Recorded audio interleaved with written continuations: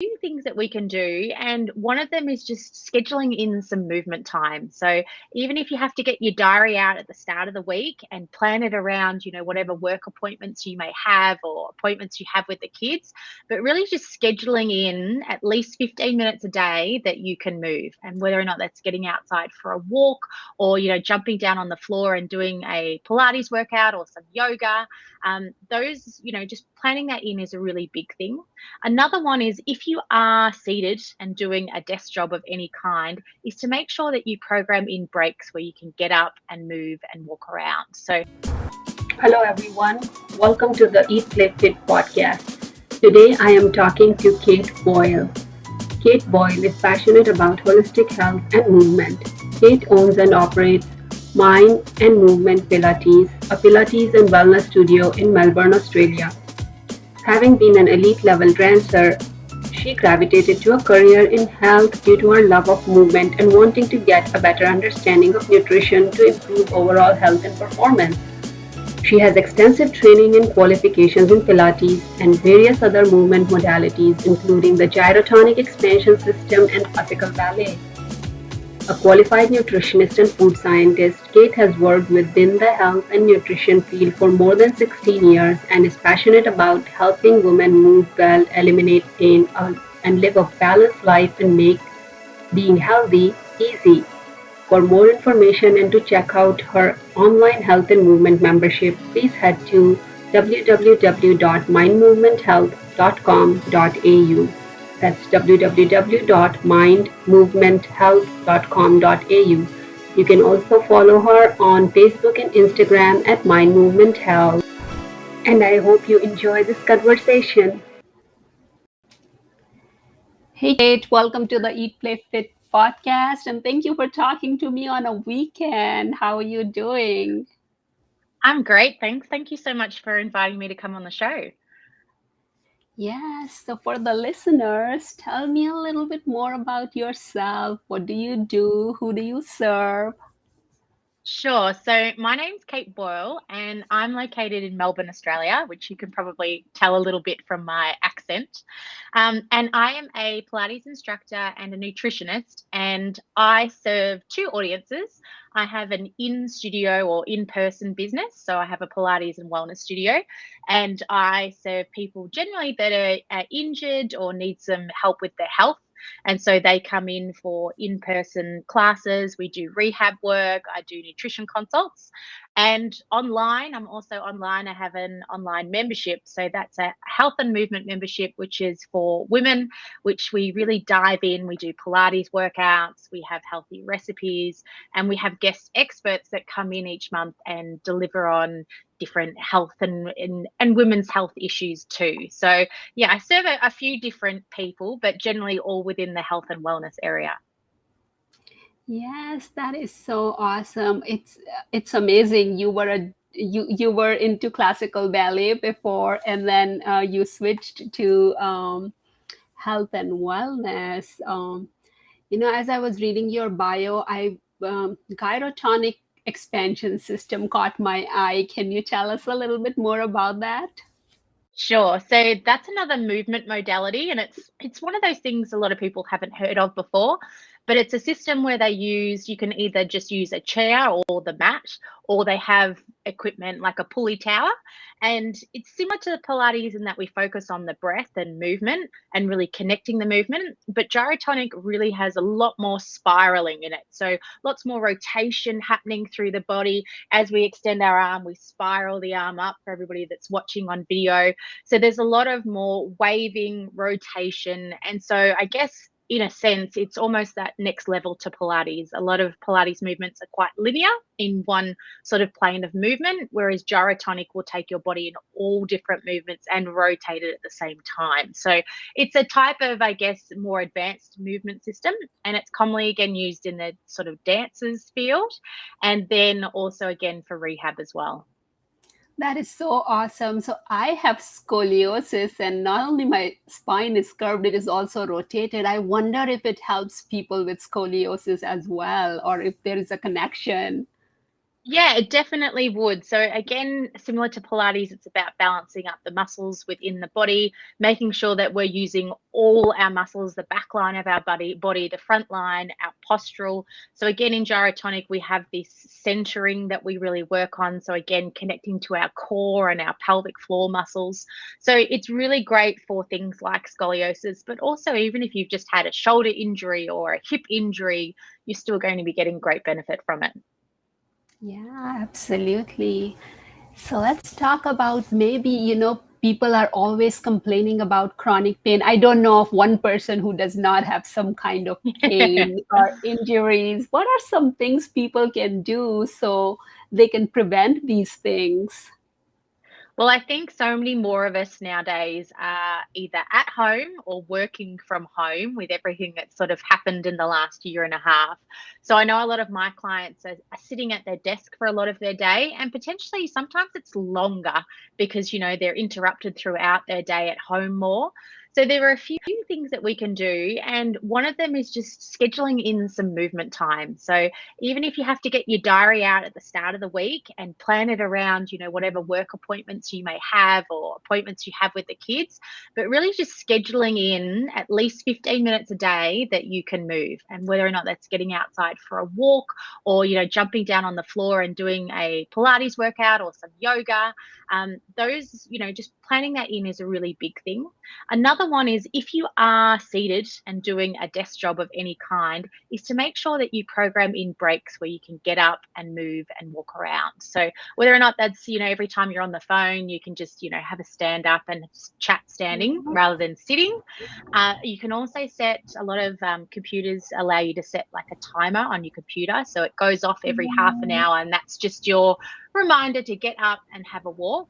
And if you're lucky enough, getting a sit to stand desk can be really beneficial too, so that you Yes. can just change throughout the day. So you're not in that seated position. As they sort of say, sitting is the new smoking. So we really, yeah, and it does. The more that we sit, we're not engaging and using our muscles as much. And so that's when we start to build up tightness in our hips. Looking at that computer screen, we start to get the tightness through our neck and our upper shoulders. Throughout the day, we sort of start to get inch closer, towards the screen. So making sure you're aware of your posture as well. So even if you're just sitting in your chair and you're adding in a few shoulder rolls back and then adding in just a nice little bit of seated rotation, adding in a few stretches, whenever you can fit them in can really help as well. Yeah, no, I agree. And I think you're right about the posture, because even if people who are not doing the desk job, even when I see kids these days, they are all already like hunched. And because I think they're always looking at the phone like this. And then everybody complains about the pain in the shoulder. So, That's it. And, so many more of us are leaning over our phones. And it's amazing. You don't realize what your posture's doing until sometimes when you're out and you see somebody on their phone and they really are hunched over it. And you think, oh, am I doing that too when I'm on my phone? And most of the time we probably are, especially if we're on it for, a prolonged period of time. So any longer than sort of 5 or 10 minutes, then you are, your body's very smart. It'll try to make things easy. And so it will start to slump forward because that's, an easier posture to get into than having to activate muscles and to sit up tall. So, yeah, again, being on the phone, limit it when you can, but just have that awareness of your posture and how you're sitting. And that can help prevent a lot of pain too. absolutely. Is there a right way to look at the phone? Yeah. Well, ideally, we want to have it up at sort of eye Up right height. here That like would be this? ideal. Yeah. Yeah. But then a lot of people will be like, oh, but then I get a sore arm or shoulder from holding my phone up. Right. So I guess the main thing is just to limit, be aware of how much screen timing you'll have. Try to be aware of the posture you have when you are sitting, have the phone a little higher rather than sort of having it on your lap and bending over. And then just being very conscious about maybe where you're sitting, how you have your legs and that too. So sitting right in the center of your sit bones. So underneath your bottom, you've got two bones, one on each side. So making sure you're sitting right in the center of those so you're not tipped forward or twisting off to one side. And all of those sorts of things will add up over time. Yeah, absolutely. Yeah, it's just being conscious of these little things that help. Definitely. Yeah. So yeah, what are some of the other things that you think people could do to to incorporate movement, beside like scheduling the breaks? Yeah, I think if you've got, some equipment at home, so maybe it's even just a mat, or you might have some hand weights. And even if you don't have hand weights, you can fill up some water bottles or grab some Yeah. cans from your pantry. So just adding in some, gentle Wait. resistance Yeah. work. Yeah, so even if it's body weight work, so things like our lunges and our squats and, holding a plank and push-ups, these are really big movements that are going to get our global muscles, so our big muscle groups, our quads and our glutes and those types of muscles activating, which is going to give us obviously strength benefits, mobility benefits, so thinking about our flexibility. So even if you don't have big expensive equipment, you can still get a great workout having just some smaller things. So, and sometimes that's more motivating. When you see that your mat's there, maybe you've invested some money in some equipment, you're like, well, I've paid money to buy that. I'm going to use Yeah. these. So sometimes it's having things that motivate you. Maybe if you have a friend that you can meet up with and sort of say, once a week or twice a week on Tuesday or Thursday morning, we're going to meet up and go for a walk. So having that sort of accountability can really help too. And even for some people, booking into a class. So maybe it's your regular Yeah. weekly class, and your instructor is going to wait for you to turn up if you don't turn up. So it gives you that sort of sense of you've got to follow through, gives you some motivation. Maybe you're going to be meeting up with other friends, and having somebody that may guide you as well. Sometimes people, I think, get a little bit unsure. They think, oh, but I'm not an expert in this area and I'm not sure if I'm Yeah. doing it correctly. And if you can, either work with a trainer or an instructor that can give you some feedback and guidance, that can really help as well. Yeah, absolutely. And I think what you said is so important. Like you really need any fancy equipment. You can fill water bottles and get some resistance out of those. And then That's lunges it. and squats, like you can just do them at home. You don't need anything else to do those. Yeah. Well, that's it. I'm often doing them in my kitchen. Like I'll put if there's, I'm waiting for the kettle to boil or something, I'll start doing some squats in the kitchen. And my daughter's always like, what are you doing? I'm like, I'm moving. I've been sitting, for the last hour. So, I'm making myself Yeah. a cup of tea. I'm just going to go in and do some squats right in the kitchen while I'm waiting for the kettle. So there Yeah. are really sort of easy ways that you can add, movement in. It's just sometimes being a little bit creative with it. Yeah, absolutely. So, what are some of the other things that could impact our health? There's, how long is a piece of string when it comes to our health? I think this is, one of those questions. There are so many things, but a couple of the big things that always sort of come up are obviously food, what we're Yeah. eating.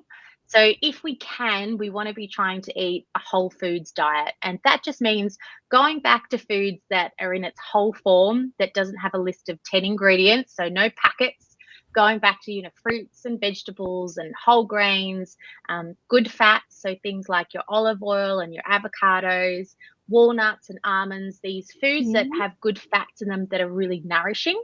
And where we can, obviously limiting our intake of sugars and processed foods, because that's Yeah. obviously going to be really beneficial. On top of that, stress is a really big thing, and I think the last year and a half has shown us anything. People have been put under a lot of stress, and that really has a big impact on our health. So having some easy ways that you can manage your stress, whether or not that's being able to go for a walk and get out in nature.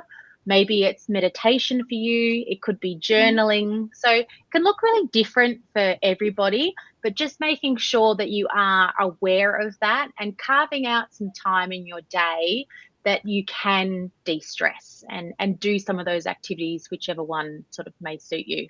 And the last couple will probably be movement, which we've obviously been talking about, that, we want to reduce the amount of inflammation in our body. So we really want to look after our joints, for longevity, for our quality of life. So moving is really important and a big part of that.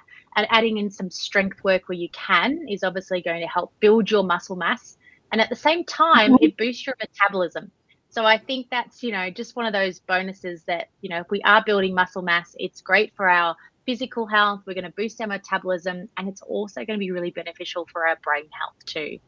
So, and then the last one, I guess I would touch on is sleep. And it's one of those ones, I guess, that's really underrated. Everyone's like, yeah, I'll sleep when I can. And they don't seem to worry about it too much. But sleep is when our body does a lot of its rest and repair work. Our cellular repair happens when we're sleeping. So it's really important to be getting a good amount of sleep and good quality sleep too. And again, that can look a little bit different for everybody, but generally between sort of 6 and 8 hours a night is ideal.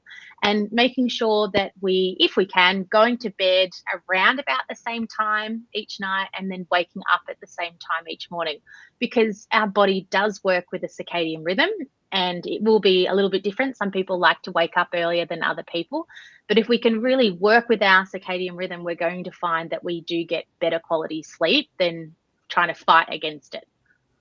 Yeah, for the listeners that may not be familiar, would you be able to explain what circadian rhythm is? And I know sleep is such a controversial topic. What are some ways people can try to get a good quality sleep? Yeah, so a couple of really simple ways is to turn off your technology at least an hour before you go to bed. So no phones, no iPads, no TV.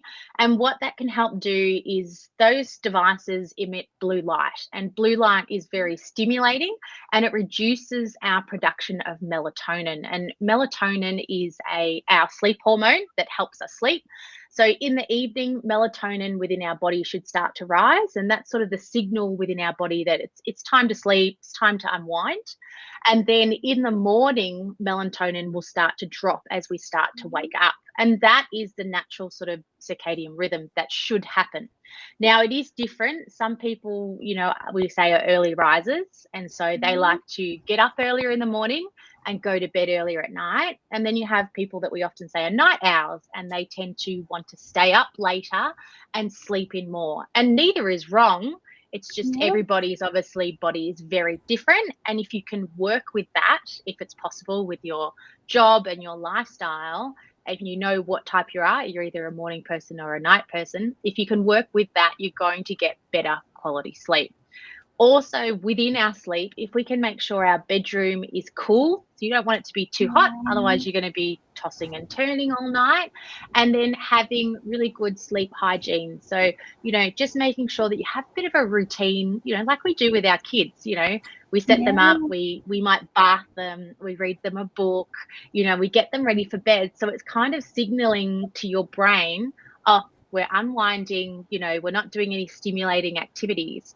And as an adult, we can do the same sort of thing. So whether or not if you have a shower in the evening, then you might, read for a little bit before you then go to sleep. Creating some sort of sleep routine can be really beneficial just to help you sort of be able to go to sleep easily. Because I know a lot of people are sort of like, oh, I go to bed, but I lie there for, an hour thinking about tomorrow's tasks and, everything that I've got to do. So I'm having checking those on social media or something. Yeah, that's it. Flicking through the phone, what's happening on Instagram. And all of those things are very stimulating. And so your brain, you're sending signals to your brain and your body that it's not time for sleep. And plus, with your phone and you're getting that light, that bright light. So it is keeping you awake. So creating those routines, getting rid of that technology if you can, and making sure you've got a cool environment are all just a few ways that will help you get better sleep. Yeah. I have little kids and they fight me tooth and nail. They just do not want to sleep. They won't have technology, but they just want to jump or do whatever. I'm like, how are you not tired? So sometimes I'm up fighting with them. We're a bit like that. My daughters are 5 and 7. So we will put them to bed, and within 10 minutes, one will be back up, and you take them to bed, and then 10 minutes later, the next one is up. And there's always something, that they want to get up for. But I guess, kids are a bit the same. They've got higher energy levels, and they just want to be around you all the time. So it's definitely something every parent has to work with, that's for sure. Yeah. The schools are opening here in another 2 weeks, so I am trying to get them to sleep on time because there were no schools since the pandemic. It was roll out of the bed, log into the computer, and that was school. So we're doing that now. We are still in lockdown here in Melbourne, so we are homeschooling, and the same sort of thing. We are still trying to keep that bedtime routine going. But there have been a few mornings where they've been rolling out, not long before the morning meeting. So, I can relate to that.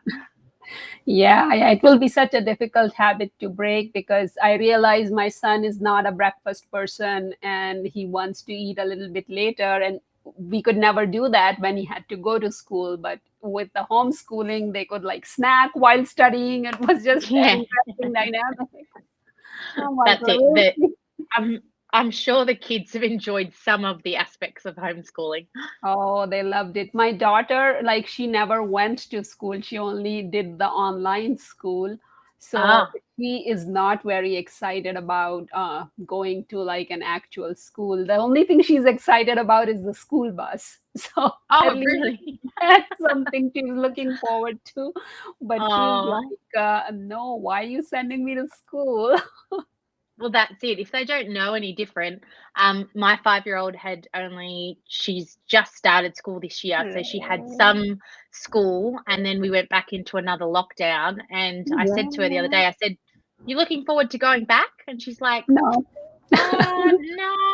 No, she misses her friends, but she's like, I really like being at home. I like being at home. I'm like, I guess so. I know. Yeah. So, if you could tell the listeners maybe, a few things they can do, maybe let's focus on a morning routine. What can they do in the morning to get them started right? We talked about sleep. So one really great thing you can do is if you can expose yourself to some morning sunlight, that is really great because it triggers your body to start producing cortisol. Now, cortisol is a stress hormone, but we want a little bit of it in the morning to make us awake and, be able to concentrate and be alert. So that morning sunlight is going to help just bring that cortisol up, and it's also going to reset your circadian rhythm. So it actually, if you're getting that morning sunlight, it means that you can actually produce melatonin more easily in the evening when it comes to bed. So most people sort of think when it comes to sleep, they have to think so much about when they go to sleep, but getting that morning sunlight the next morning actually sets them up for that night. So morning sunlight is a really big thing. And if you can do that, whether or not you're moving, so you go out for a walk or you do some stretches out in the sun, about 10 to 15 minutes is a really great amount of time. And then you're also getting just a little bit of that morning sun and vitamin D, which is obviously really great for our health.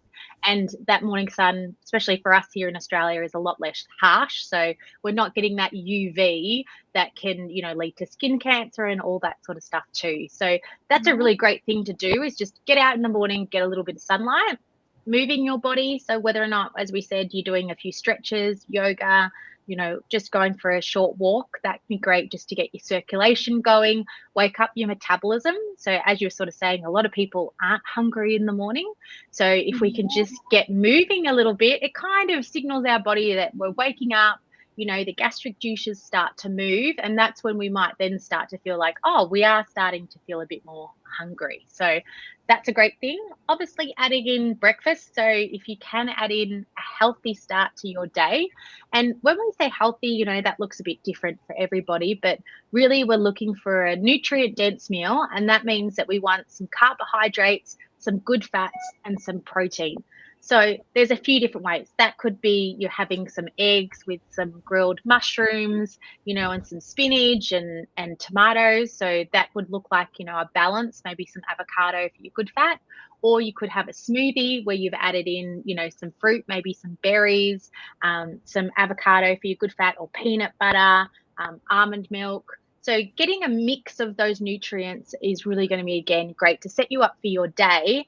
And especially if you're the type of person that you like to reach for something sugary later in the day, having that start to your day is going to help just minimize your changes in your blood sugar. So it just means that you're going to be less likely, to want to reach for that sugary snack later on. Yeah, no, that is such a great tip, because I know people like wake up and then they just start getting ready to go to work, and then breakfast is on the go, and there is just no time. So if they wake up and then go outside even for 5 minutes, and that triggers their body that, okay, now it's time for breakfast, right? And That's it's just it. with a little bit of planning. It doesn't take a long time to cook an egg, for example. Throw it in the pan, throw some frozen spinach, and you're done.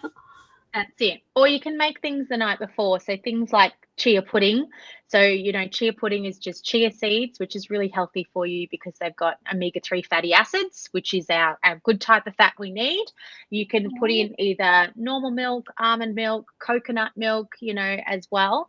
And you mix that together with a bit of honey or vanilla, stick it in the fridge. And then the next morning you pull it out, pop some berries on it, sprinkle of muesli, and there's breakfast. So, breakfast doesn't have to be complicated to, a lot of people think sort of, being healthy is complicated and time consuming. But, just that 2 minutes of prep work the night before and breakfast is done and ready in the morning. So having some of those sort of things is good too. I have all of those ingredients. I have this on and off again chia pudding thing, because I have so many chia seeds, and I think I eat them and then I get bored of them, and then they go to the back of the pantry. But I have almond milk, I have some nuts, I have some berries, and I have chia seeds. So I'm going to make them tonight. And usually when I make them, I make like 3 or 4 cups together, and then just leave them in the fridge so I can eat it as a snack. I could eat it as a breakfast. It's so convenient. So you can either in the afternoon. So when you sort of have that dip in the afternoon, that's when we usually are a bit like, oh, I feel like something sweet. You can still have your chia pudding with some berries. So you're getting that bit of sweetness and some of those natural sugars, rather than sort of reaching for a biscuit or a muffin or something that is probably not so healthy for you. No, and it is so filling because it expands. So it absorbs water and expands. So it gives you feeling of fullness like immediately. Yeah, exactly. And you can make a couple, I usually sometimes make a sort of a double batch. So it'll give me either 2 breakfast worth, or sometimes my girls will have a little bit with some yogurt and berries as a snack in the afternoon too. So that's another thing. You don't have to make it every night. You can make a slightly bigger batch and it will last you a couple of days. Yeah, absolutely. That is such a great tip. What might, since you are such an expert on nutrition, I might ask you, what are some lunch hacks? Lunch hacks. What I really like to do for us here in Australia, it's winter at the minute. So I'll often make a batch of soup and then make it on the weekend, stick it in the fridge, and then I've got it for the week. So I do like to do more of that sort of meal prep stuff. So there's not a lot that you have to do. Another thing I really like doing is roasting veggies. So I'll get a mix of vegetables like broccoli, zucchini, capsicum, carrot, chop them up, stick them on some trays, pop them in the oven. So about 20 to 30 minutes. They're all roasted. And then you've got a really nice roasted vegetable salad. So on top of that, you can add in some, if you want some sort of shredded chicken or even a can of tuna, drizzle a little bit of olive oil, a squeeze of lemon, and then either sometimes I sort of pop some pumpkin seeds or sesame seeds and things just on top. So again, really easy, healthy meal. You're getting a really good balance of your carbohydrates from your vegetables, your fats from your olive oil or avocado, your walnut oil that you might pop onto it, and then your protein. So whether or not you want to put some goats or feta cheese or some, chicken or whatever, you've got a really great balanced meal. Yeah, no, that is such a great idea. And a sheet pan is like a large portion too, so you can use it for 2 or 3 times. I mean, that totally works. Exactly. And I'll often sort of make that batch, and whether or not we have it for dinner one night, and then there's leftovers for a few days for lunchtime, or you just make it up as sort of, a lunch meal, just pre-do the veggies, stick them in the fridge, and then you just dish some out at lunchtime and add a few toppings. So, yeah, that's another one I like doing. Do you use herbs and spices or seasonings? Yeah, so a really easy seasoning is if you add just probably about 4 to 5 teaspoons of olive oil, add in a squeeze of, we want some acidity. So whether or not that's lemon, lime, some apple cider vinegar, red wine vinegar. So a couple of tablespoons of that. And then whole grain mustard or French mustard, some sort of mustard that you can add in, and then you can do a sprinkling of herbs. So whether or not that's fresh or dried, you might want to use parsley, oregano, some fresh basil. Pop them in a jar, give it a really good shake, and then just pour it over your salad. So again, really easy ingredients that most of us Yes. have at home. Some sort of, type of herb and stuff we'll have, whether or not it's dried or fresh. And there's, no bought, lists of ingredients, and you can whip it up in 30 seconds or so. So yeah, that's what I like to just sort of drizzle over the top. No, that is so easy, so delicious, and so good for you. And I mean, it sounds like a gourmet meal, and really, you didn't even have to do anything. Stick the veggies in the oven, and then just shake the dressing, and then put it on top, and you're done.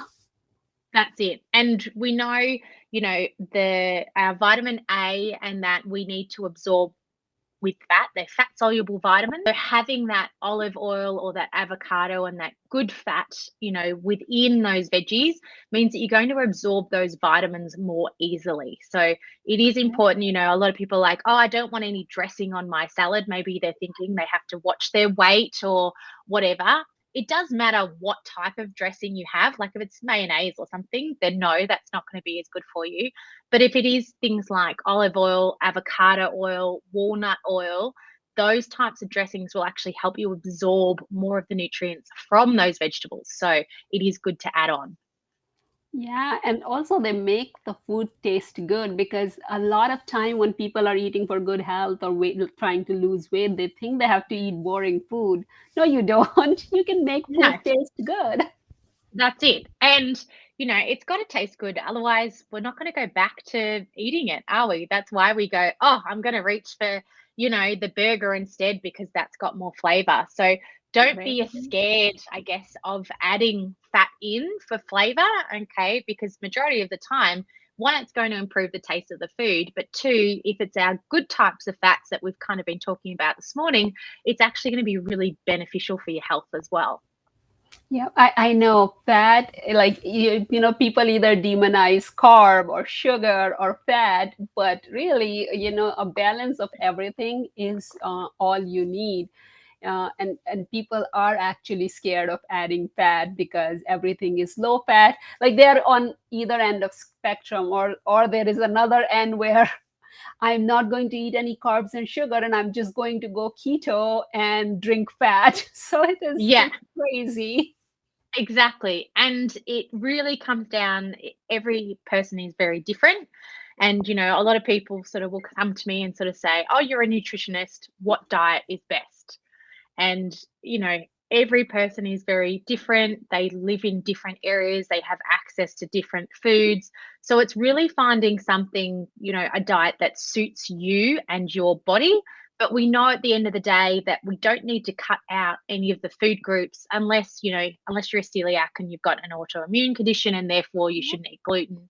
But otherwise, we should be able to eat a balanced diet, and we should be able to enjoy, fat, and we should be able to enjoy carbohydrates. We don't need to cut out potatoes, or pasta if it's part of a balanced diet. So I think it's just coming back to that, everything in moderation, listening to your body. So, if every time you have pasta, you get indigestion and you don't feel well, then maybe pasta isn't for you. Okay. Maybe you need to look for something else. So listening to your body's cues is really important too.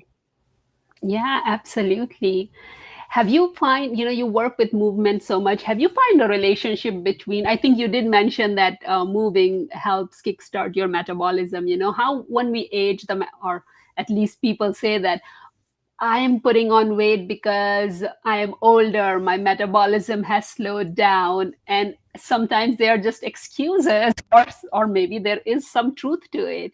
So have you found a relationship between movement and nutrition and metabolism? Yeah, so as we do age, our metabolism does start to drop. We don't need as much energy in our 70s as we do in our 20s and 30s. So I think that's one thing to be aware of, or maybe that we're maybe not aware of, is that as we age, we don't need as much, energy essentially. And I think, in depending on where you live, but here in Australia, food is abundant, it is Yeah. everywhere. You can get it really easily and quickly, with, takeaway food and fast food that I think, majority of us probably do eat a little bit too much or do indulge a little bit too much too often. And that can be part of the reason why we do hold on to our weight. But the other thing is too, is there can be hormonal balances. So especially for women, if our hormones are a little bit out of whack, so if we are quite stressed and our body is producing cortisol all the time, which is a stress hormone, then that's going to, one, we're probably going to tend to want to emotionally eat and sort of reach for foods like high sugar foods that give us that hit of feeling, safe, Comfort. happy. Yeah. Yeah, all of those types of things. So we might be in that sort of a cycle. But if that's happening as well, we also have low grade inflammation happening. And that's when, nothing is really happy in our body. You might find that you get sort of joint pain, you might have gut issues, you'll might find that you're tired all the time. Sleep might not be very easy for you. So you wake up a lot. You might have thinning hair or nails that sort of crack really easily. So there's often signs that tend to come through, and that can have a big effect as well on our health. And hormonal health is one of those things. I think it's coming to the forefront, now. A lot more people are talking about it. But previously, it was usually, oh, well, if you're carrying some excess weight, it's probably just because you're eating too much and not doing enough exercise. And you have people say, but I'm eating really well and I'm exercising, but I'm not losing any weight. And a lot of the time it can come back to your hormones are really out of whack. So your body is sort of saying, when it does get that food, I need to hold on to this food because, there's a lot of stress happening, or maybe you're not eating enough. So a lot of women don't eat enough. And so they, the bit of food that they do get, their body goes, well, I don't know when I'm going to eat again. I've got to keep all of this energy. I'm not going to let you burn it off. I'm not going to let you use it on all these cellular processes because I've got to stay alive. So, breaking down that hormonal imbalance can sometimes be really crucial. And then adding in your exercise, but making sure you're aware of where you're at. So if you're somebody that has some hormonal imbalances happening, things like running and high intensity activities are not going to be great for your system. Okay. It's really just going to deplete it even more. And that's where you might need to look at more restorative forms of exercise. So, as we were touching on before, things like Pilates, yoga, walking, they're exercise that are still giving your body movement, but it's not stressing your system too much and causing further sort of imbalance in your hormones. Yeah, no, that is so valuable. Thank you. Um, yeah, we learned so much. This was such an absolutely delightful and knowledgeable conversation. Thank you for talking to me today. And I No will have worries. Thank you so all of much. your, Okay. yeah, I'll have all of this Okay. information and your bio on this show notes. But once again, can you tell us where can people find you, and any last words? Sure. So you can find me. I'm on Facebook and Instagram at Mind Movement Health. And you can check me out on my website at mindmovementhealth.com.au. And I also have a podcast called Mind Movement Health too. So I really easy across the board, all the same. But thank you so much for having me on. It's talking to you. And I guess some final words for listeners is, we've gone through a lot today. We've kind of delved into, exercise and food and hormones and sleep. But at the end of the day, you want to keep health really simple and easy. So rather than sort of feeling overwhelmed by it all, just take out one step that you can instigate today. So maybe, that one thing is you're going to drink more water today, or you're not going to stay up super late and you're going to go to bed at 10 p.m. instead of midnight. So just break health down into really small, easy steps and just do one thing at a time. And if you have a bit of a setback, don't worry about it. Just give yourself a bit of grace and then start again. Yes, this is so valuable. Yeah, we want to try to do everything all at the same time. And then when we are not able to do it, we think that we are a failure because we couldn't do it.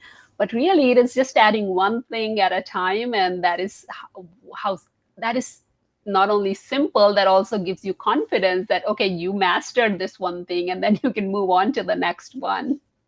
Exactly. And I think too, we've got to be aware if you've got, young kids, a really busy lifestyle. It depends where you're at in your life as well.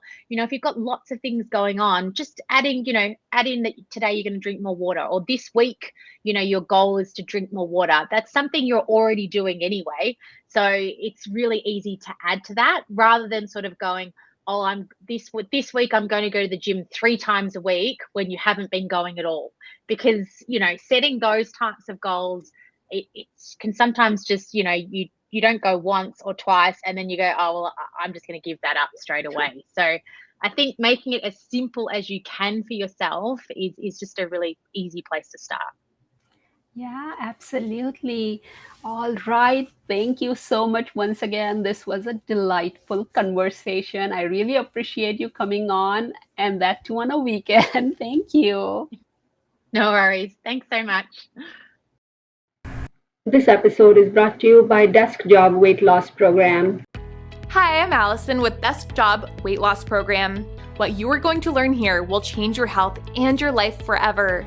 You are finally going to be able to start losing weight while keeping it off. But let me ask you this. How many times have you been excited and downloaded something without ever reading or implementing it? This time, I want you to actually implement everything in this guide.